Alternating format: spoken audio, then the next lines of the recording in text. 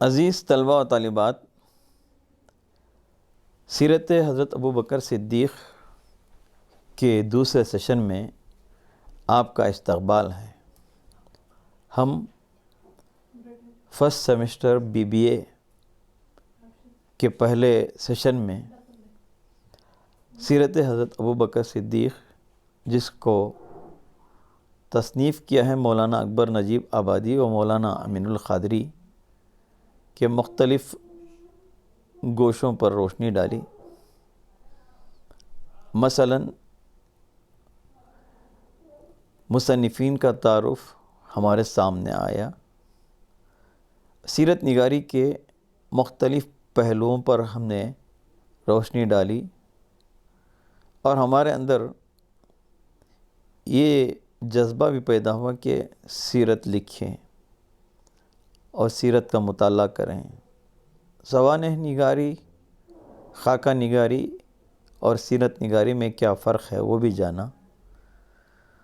میں اس کی تفصیل میں جانا نہیں چاہتا۔ آئیے ہم باقاعدہ طور پر دوسرے سیشن کا آغاز کرتے ہیں۔ اصل متن کی طرف ہم آتے ہیں، مین کنٹینٹ کی طرف۔ حضرت ابوبکر صدیق کا نام عبداللہ تھا اور کنیت ابوبکر۔ صدیق و عتیق آپ کے لقب تھے۔ ابوبکر صدیق رضی اللہ تعالیٰ عنہ کے والد بزرگوار کا نام عثمان، جیسا کہ ہم عثمان کے نام سے مغالطے میں آ جاتے ہیں کہ حضرت عثمان غنی، جو کہ تیسرے خلیفہ تھے حضرت ابوبکر، حضرت عمر کے بعد، حضرت علی رضی اللہ تعالیٰ عنہ سے پہلے، تو وہ عثمان نہیں، بلکہ حضرت ابوبکر کے والد کا نام بھی عثمان نہیں، یہ دوسرے عثمان ہیں۔ ان کی کنیت ابو قحافہ اور والدہ کا نام سلمہ، اور ان کی کنیت ام الخیر۔ حضرت ابوبکر صدیق پہلے خلیفہ تھے۔ حضور صلی اللہ علیہ وسلم کی وفات کے بعد خلافت کی ذمہ داری آپ پر عائد ہوئی۔ آپ کا لقب صدیق ہے۔ آپ تمام جانتے ہیں کہ صدیق لقب آپ کو جو ملا اس کی وجہ کیا ہے۔ جب حضور صلی اللہ علیہ وسلم نے معراج کا سفر کیا، آپ تمام جانتے ہیں کہ معراج حضور صلی اللہ علیہ وسلم کو کیوں کروائی گئی۔ جو غموں کا سال تھا، آپ غمگین ہو گئے تھے، آپ کا دل دکھ سے، درد سے معمور ہو گیا، تو اس کے مداوے کے طور پر دکھ اور درد کو کم کرنے کے لیے اللہ تعالیٰ نے آپ کو تحفہ معراج کے طور پر عطا کیا۔ معراج دراصل حضور صلی اللہ علیہ وسلم کی اللہ تعالیٰ سے ملاقات ہے، اور قرآن میں اس کا ذکر ہے۔ جب آپ معراج کے سفر سے واپس لوٹے تو مکے والوں کے سامنے اس کا تذکرہ کیا۔ ابو جہل بھی تھا، وہ دوڑا دوڑا ابوبکر کے پاس پہنچا ہے۔ کوئی یہ کہے کہ رات کے مختصر حصے میں یہاں سے بیت المقدس، اور پھر وہاں سے آسمانوں کا سفر، پھر جنت، دوزخ، پھر اللہ کی زیارت، پھر ان سے گفتگو، یہ تمام ممکن ہے رات کے ایک مختصر حصے میں۔ حضرت ابوبکر کے پاس آ کر ابو جہل نے یہ پوچھا، تو ابوبکر نے کہا کہ کون ہے یہ شخص، کس نے کیا؟ تو آپ کے دوست محمد نے یہ کہا ہے کہ ہم نے رات کے ایک مختصر حصے میں اتنا بڑا سفر طے کیا ہے، یہاں سے بیت المقدس، پھر وہاں سے آسمانوں کا سفر، پہلا آسمان، دوسرا، تیسرا، ساتواں آسمان، وہاں پر انبیاء سے ملاقات، پھر بیت المقدس میں مختلف حضرت آدم علیہ السلام سے، حضور صلی اللہ علیہ وسلم سے تک جتنے بھی انبیاء آئے تھے ان تمام کی امامت کا شرف آپ کو حاصل ہوا، اسی لیے آپ کو امام الانبیاء کا لقب دیا گیا۔ تو یہ تمام چیزوں کا آپ نے ذکر کیا ہے کہ آپ اسے سچ مانتے ہیں؟ تو حضرت ابوبکر نے کہا میں بلا تعمل اسے سچ قرار دیتا ہوں۔ آپ تو جھوٹے نہیں ہیں، آپ تو صادق ہیں، آپ کی ہر بات سچی ہے، کبھی بھی زندگی میں آپ نے جھوٹ نہیں بولا ہے۔ تو اس کی تصدیق پر آپ کو صدیق کا لقب عطا کیا گیا۔ حضور صلی اللہ علیہ وسلم نے یہ لقب عطا کیا۔ جہاں تک عتیق، یہ بھی یہ لقب ہے، اس کا تعلق ہے حضرت بلال حبشی دائرہ اسلام میں آنے کے بعد مظالم کا شکار ہوئے، آپ پر زور و زیادتی کی جاتی تھی، تکلیفیں دی جاتی تھی، مارا جاتا تھا، پیٹا جاتا تھا، گالیاں بکی جاتی تھی، گرم ریت پر لٹایا جاتا تھا اور سل موٹی رکھ دی جاتی تھی۔ حضرت ابوبکر طاق میں تھے کہ کوئی موقع نکل آئے کہ میں حضرت بلال کو خرید کر آزاد کر دوں۔ تو ایک موقع پا کر آپ نے خرید لیا اور خرید کر حضرت بلال کو آزاد کیا۔ تو اس بنا پر حضور صلی اللہ علیہ وسلم نے آپ کو عتیق کے لقب سے نوازا۔ عتیق کے معنی ہیں جہنم سے آزاد، یعنی کہ ابوبکر جہنم سے آزاد ہیں، اس کا ایک مطلب جنتی ہیں۔ یوں تو آپ عشرہ مبشرہ میں بھی شامل ہیں۔ عشرہ مبشرہ ان صحابہ کو کہا جاتا ہے جنہیں دنیا ہی میں اللہ کے نبی صلی اللہ علیہ وسلم نے جنت کی بشارت سنائی تھی۔ حضرت ابوبکر حضور صلی اللہ علیہ وسلم سے عمر میں 2 سال 2 مہینے چھوٹے تھے۔ آپ مکے میں پیدا ہوئے، وہیں پرورش پائی، تجارت کی غرض سے مکے سے باہر سفر میں بھی جایا کرتے تھے۔ حضرت ابوبکر کا تعلق بنی تمیم سے تھا، جو قبیلے کا نام تھا آپ کے، اس کا نام بنو تمیم تھا۔ اس قبیلے کی ذمہ داری یہ تھی کہ خون بہا اور تاوان کا فیصلہ کرتا۔ جب حضرت ابوبکر تاوان کا یا خون بہا کا فیصلہ سناتے تو تمام قریش اسے تسلیم کرتے۔ اگر کوئی دوسرا سناتا تو کوئی بھی اس کا ساتھ نہ دیتا۔ اس لحاظ سے آپ کے اندر فیصلہ کرنے کی اللہ تعالیٰ نے جو صلاحیت رکھی تھی وہ غیر معمولی تھی۔ تمام کو متفق کرنا آسان بات نہیں، ان قبائل کو جو کہ جہالت میں سب سے آگے تھے، جن پر کوئی دنیا کا حکمران حکومت کرنے کے لیے آمادہ نہیں تھا۔ حضرت ابوبکر صدیق کے قبیلے کی ذمہ داریاں، جیسا کہ میں نے کہا کہ خون بہا و تاوان کے فیصلے سنانا تھا۔ 10 سرداران قریش کے جو قبیلے تھے مختلف، ان قبیلوں کے 10 سردار تھے، ان میں سب سے بڑے سردار حضرت ابوبکر صدیق تھے۔ مال و دولت بھی آپ کے پاس وافر تعداد میں تھی، متمول آدمی تھے، اور صاحب اثر، لوگوں پر احسان کرنا، مصیبت کے وقت ان کے کام آنا، مہمانوں کی خوب خاطر مدارات اور تواضع بجا لانا آپ کے وتیرے میں رہا، آپ کے اخلاق تھے۔ آپ طبعاً برائیوں سے دور رہتے تھے، مصائب کے وقت صبر و استقامت سے کام لیتے تھے۔ دور جاہلیت میں بھی آپ نے شرافت کو ہاتھ سے جانے نہیں دیا، حالانکہ شراب پینا وہاں پر معمول بات تھی اور عام تھا۔ جتنی بڑی پرانی شراب رہتی تھی اس کے لیے اتنی فخر کی بات تھی، لیکن حضرت ابوبکر نے اس دور میں بھی شراب کو ہاتھ نہیں لگایا، اس کی بو سے بھی آپ کو کراہت تھی۔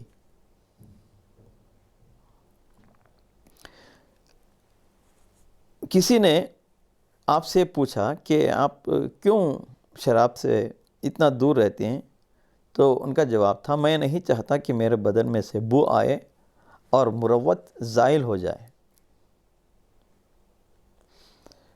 آپ مجسم خیر، بے عیب، سلیم الطبع اور حق پسند ہے۔ جہاں تک آپ کے حلیے کا تعلق ہے، سفید رنگ تھا، دراز خط تھے، دبلے بدن اور چوڑی پیشانی والے تھے۔ سب سے پہلے آپ صلی اللہ علیہ وسلم نے نبوت کا تاج پہننے کے بعد دعوت پیش کی تو اسے بغیر چون چرا کے قبول کیا اور دائرہ اسلام میں تشریف لائے، اور نصرت و امداد کا وعدہ بھی کیا آپ صلی اللہ علیہ وسلم کو، اور وعدے کو خوب بھی نبھایا۔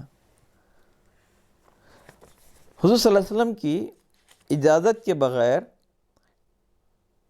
آپ نے آپ کا ساتھ نہیں چھوڑا،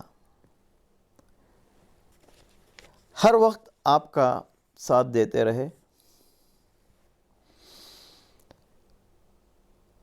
غار ثور میں بھی آپ ساتھ رہے، لڑائیوں میں بھی آپ کے ساتھ رہے، اور ابو بکر صدیق تمام جو سخی صحابہ تھے ان میں سب سے زیادہ سخی تھے۔ حضور صلی اللہ علیہ وسلم نے فرمایا کہ جتنا مجھے ابو بکر کے مال سے نفع پہنچا، اتنا کسی کے مال سے نہیں پہنچا۔ ایک اور حدیث میں ہمارے نبی صلی اللہ علیہ وسلم نے فرمایا کہ حضرت ابو بکر کے مال میں ویسا ہی تصرف فرماتے تھے جیسا کہ اپنے مال میں، ایک حدیث میں آیا ہے۔ تو اپنا ہی مال سمجھ کے حضور صلی اللہ علیہ وسلم خرچ کرتے تھے حضرت ابو بکر کے مال سے۔ جس وقت ایمان لائے ان کے پاس 40,000 درہم تھے، کس کے پاس؟ حضرت ابو بکر صدیق کے پاس، لیکن انہوں نے ان کو تمام دوست احباب میں، بلکہ جو ضرورت مند تھے ان میں خرچ کر دیا۔ جب تبوک کا موقع آیا، جنگ تبوک کا، حضور صلی اللہ علیہ وسلم نے اعلان فرمایا کہ یہاں مال کی ضرورت ہے، آپ مالی تعاون کیجئے، مالی قربانی دیجئے۔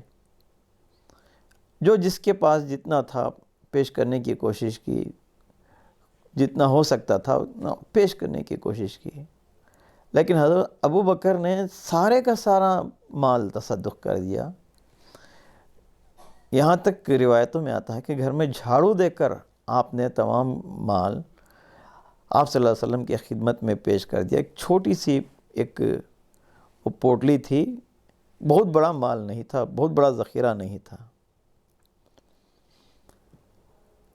اور وہ ذخیرہ کر کے لے آئے، اس کا بستہ باندھ کر حضور صلی اللہ علیہ وسلم کی خدمت میں پیش کیا۔ تو حضور صلی اللہ علیہ وسلم نے پوچھا کہ گھر میں کیا چھوڑ آئے ہیں اہل و عیال کے لیے؟ حضور نے، حضرت ابو بکر نے، صدیق رضی اللہ تعالیٰ عنہ فرمایا کہ میں اللہ اور اس کے رسول کے نام کو چھوڑ کے آیا ہوں، میرے لیے اللہ اور اس کا رسول کافی ہے، میرے اہل و عیال کے لیے بھی کافی ہے۔ اور خود روایتوں میں آتا ہے کہ اپنا لباس بھی تصدق کر دیے تھے، ٹاٹ کا لباس پہن کے آئے تھے۔ حضرت جبریل امین بھی آئے، حضرت جبریل امین کا لباس بھی ٹاٹ کا تھا، اور حضور صلی اللہ علیہ وسلم نے پوچھا کہ کیا ہے؟ تو حضرت جبریل نے حضور صلی اللہ علیہ وسلم کو جواب دیا کہ نہ صرف میرا یہ لباس ہے، اللہ تعالیٰ نے حکم دیا ہے کہ حضرت ابو بکر نے جو لباس پہنا ہے وہ لباس مجھے اتنا پسند آیا ہے، تمام فرشتوں تم بھی ان کی اتباع میں اس طرح کا لباس پہنو، اسی لیے میں اس طرح کا لباس پہن کے آیا ہوں۔ حضرت عمر کو زندگی بھر یہ بات ستاتی رہی کہ میں کسی بھی طرح حضرت ابو بکر کے نیکیوں سے آگے نہیں بڑھ سکتا، اس لیے کہ تبوک کے موقع پر حضرت عمر کے پاس بہت زیادہ مال تھا، انہوں نے ایک ڈھیر جمع کر دیا، مال کا انبار جمع کر دیا۔ حضرت ابو بکر کے مقابلے میں بہت بڑا مال کا ذخیرہ حضرت عمر نے پیش کیا تھا، حضرت ابو بکر حضرت عمر کے مقابلے میں بالکل چھوٹا ذخیرہ۔ حصہ تھا ان کا، لیکن جو جذبہ تھا اس جذبے کی بنیاد پر حضرت ابو بکر کے جذبے کی بنیاد پر حضرت عمر کہنے لگے کہ میں کبھی بھی حضرت ابو بکر سے آگے نہیں بڑھ سکتا اعمال میں۔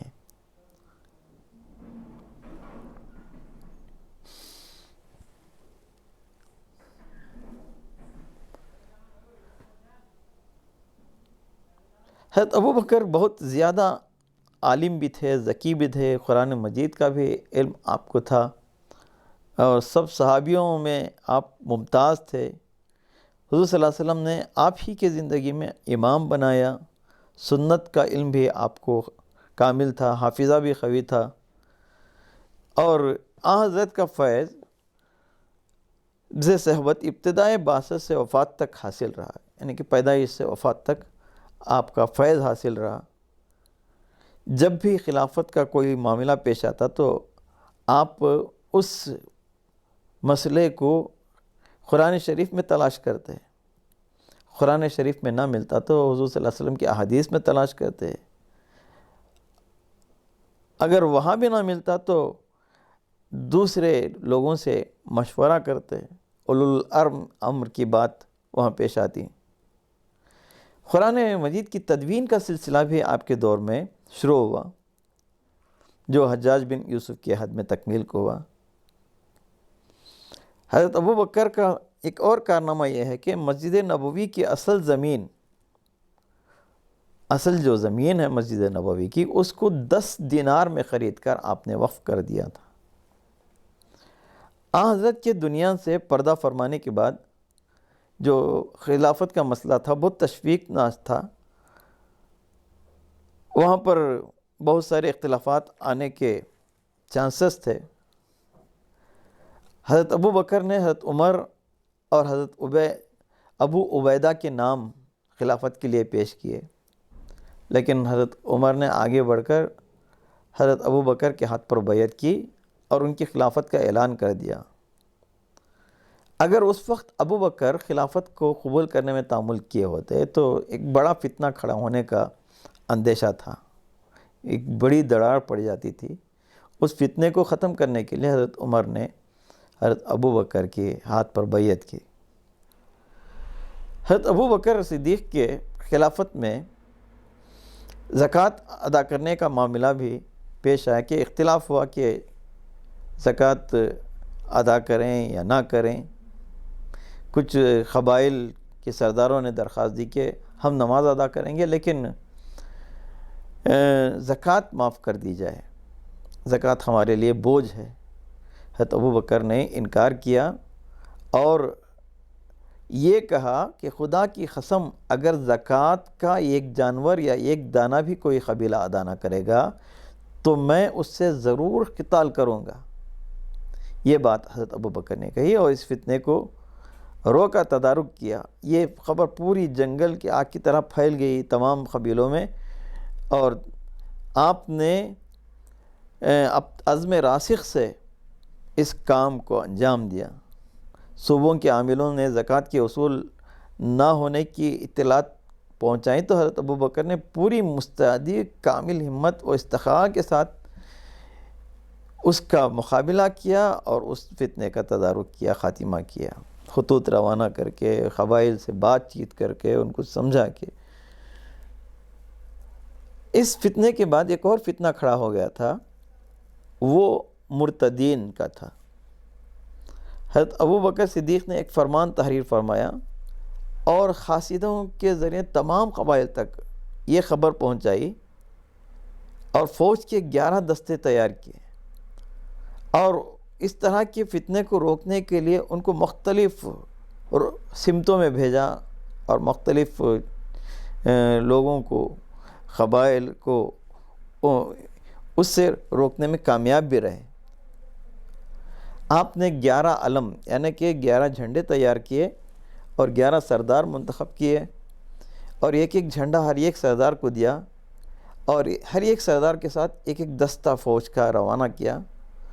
مکہ، طائف، دیگر مقامات پر جہاں جہاں یہ قبائل سر اٹھا رہے تھے ان کو زیر کرنے کے لیے اور ان کو سمجھانے کے لیے آپ نے یہ اقدام کیا، تو یہ فتنے سے بھی آپ نے نمٹا اور اس کا خاتمہ کیا۔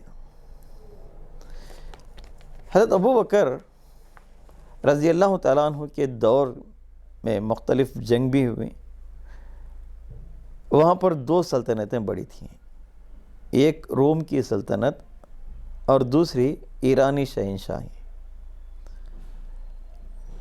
جیسا کہ آج سپر پاور ہم امریکہ کو مانتے ہیں، ایک دور تھا ہمارے بچپن میں روس بھی امریکہ سپر پاور تھے دنیا کے۔ اس دور میں حضرت ابو بکر نے جس وقت خلافت کی ذمہ داری سنبھالی تو 2 سلطنتیں، یہ جیسا کہ میں نے کہا کہ روم اور دوسری ایرانی شہنشاہی۔ خالد بن ولید، اکرمہ، شرجیل، حذیفہ وغیرہ یہ بہت اچھے جنگجو تھے، ان کو مختلف علاقوں میں بھیجا، عرب میں اسلام کی دعوت و تبلیغ کے سلسلے کو پھیلانا شروع کیا ان کو لے کر، اور اس سلسلے میں ان کو جنگوں کا بھی سامنا کرنا پڑا۔ اس میں جنگ خارن ہے، جنگ دجلہ ہے، جنگ لیش ہے، فتح ہیرا، یہ تمام مشہور جنگ، یہ قابل ذکر۔ اور بھی جنگ ہیں، یرموک کی جنگ بھی، جنگ یرموک بھی انہی کے دور خلافت میں ہوئی تھی، اور اس کے نتیجے میں روم اور ایران کے کئی علاقے ابو بکر کی خلافت میں داخل ہو گئے۔ مختصر عرصہ تو آپ رہے، لیکن اسلامی حکومت کو دنیا کے بڑے حصے پر آپ نے پھیلا دیا اور اس کی ذمہ داری کو بخوبی نبھایا۔ حضرت ابو بکر کی بیماری میں کا ذکر کر دینا بھی میں مناسب سمجھتا ہوں۔ ابو بکر کا بیماری میں مبتلا ہونا ماہ جمادی الثانی 13 ہجری، حضور صلی اللہ علیہ وسلم کے ہجرت کے 13 سال بعد میں حضرت ابو بکر پر بعارض تب مبتلا ہوئے۔ وہ 15 روز برابر شدت کا بخار رہا آپ پر۔ جب آپ کو یقین ہو گیا کہ یہ بخار سے ہم ابھریں گے نہیں، نجات پائیں گے نہیں، یہ آخری ایام کا اندیہ ہے، اشارہ ہے، تو حضرت ابو بکر نے حضرت عبداللہ اور بن عوف کو بلایا سب سے پہلے، اور خلافت کے تعلق سے ان سے بات چیت کی، مشورہ کیا کہ کسے خلیفہ بنایا جائے، میرے بعد کسے ذمہ داری سونپی جائے۔